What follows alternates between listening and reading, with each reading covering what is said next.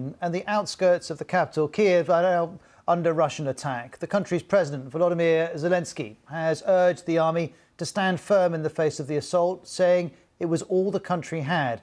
He said the international community has left his nation to fight alone and urged civilians to help defend their country. Russia's president, Vladimir Putin, meanwhile, called on the Ukrainian military to seize power from their own government.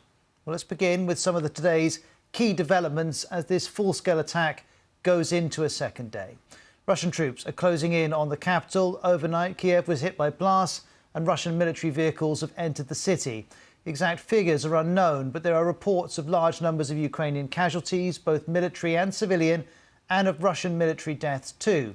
Streams of people in cars and on foot have been crossing from Ukraine into Poland, Romania and Hungary. The UN Refugee Agency believes up to 5 million people may try to flee. There's also fierce fighting in many parts of the country outside of the capital, with Russian troops advancing from the north, from the east and from Crimea in the south. But all eyes are on the capital. There have been exchanges of fire in the north of the city, which was reached by an advance party of Russian troops.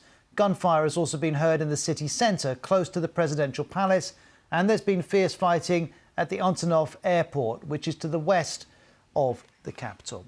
Well, I'm joined now by our chief international correspondent, Lise Doucette, who's live with us from Kyiv. Lise, bring us up to date with the situation there, please. Yes, you join us on an evening in Kyiv where there have been repeated explosions in the past hour, at least 5. And as we came on air, we heard more of this, what that sounds like rolling thunder. But they're explosions, of course, caused by the advancing Russian forces, which are about 10 miles northwest of where we're now broadcasting from here in the center of Kyiv. And it comes at a day when NATO leaders have been trying to send a strong message of support and solidarity to the people and to the leadership of Ukraine, saying they're going to send more weapons, even air defense systems. But the loudest message that Ukrainians are hearing are these continuing Russian attacks on a city where, it has to be said, in the last few days, the energy that seemed to be draining of its people. Look behind me. Even the golden domes of St. Michael's Cathedral no longer shine. That's the foreign ministry just beside it. It has gone dark. Ukrainians have either gone into their bomb shelters or to the metro to seek cover. Some of them are fleeing with their suitcases, dragging them down the streets, but they're also signing up to fight. Let's just take a look at all the latest developments with this report from our correspondent, Nick Beek. The early sirens wailed in Ukraine's capital once more. But this was no rude awakening. No one had been able to sleep. The latest Russian bombardments had hit yet more homes, injuring the very civilians the Kremlin promised had nothing to fear from what it calls a targeted attack on the Ukrainian military. As we make our way through Kyiv, we find volunteers now bearing arms to protect their country. We soon see signs of a battle drawing ever nearer, as well as those bracing themselves for a last stand. Of all the places to get a flat tire, Alina's family now caught between Ukrainian artillery and the Russian front line. Elena says the whole family is very afraid and can't now go back to their home. And this is why. What do you think of what Vladimir Putin is doing to the Ukrainian people?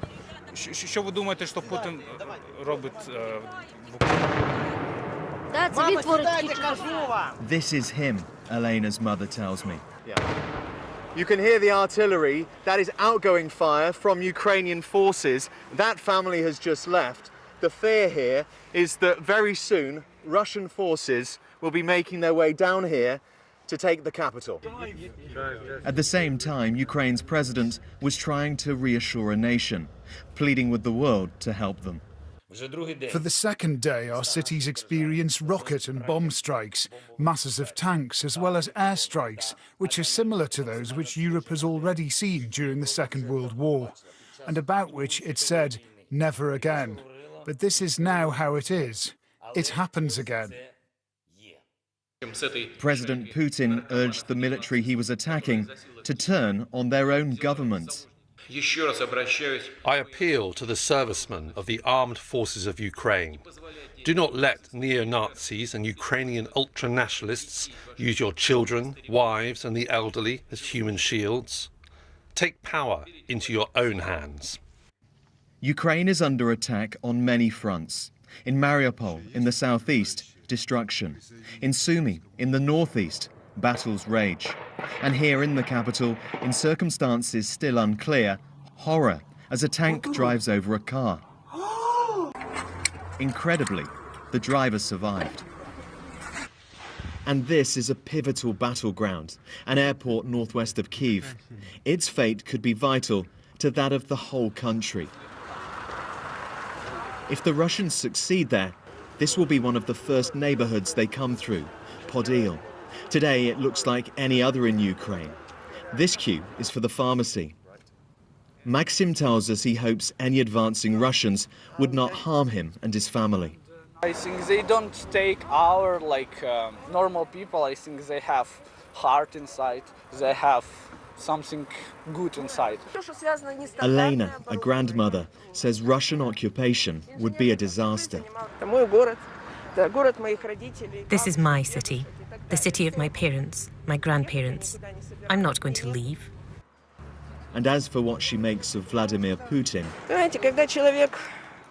when a person is so inadequate, nobody knows what will come to his mind. tonight there is overwhelming support for the men and women being asked to save their country.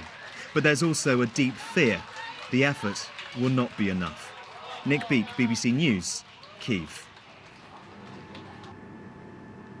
Well, while we're on air, the explosions are continuing. There's been a warning of an air raid now in the capital, Kyiv. So for the safety of our crew, I'm going to hand you back now to Roz in London.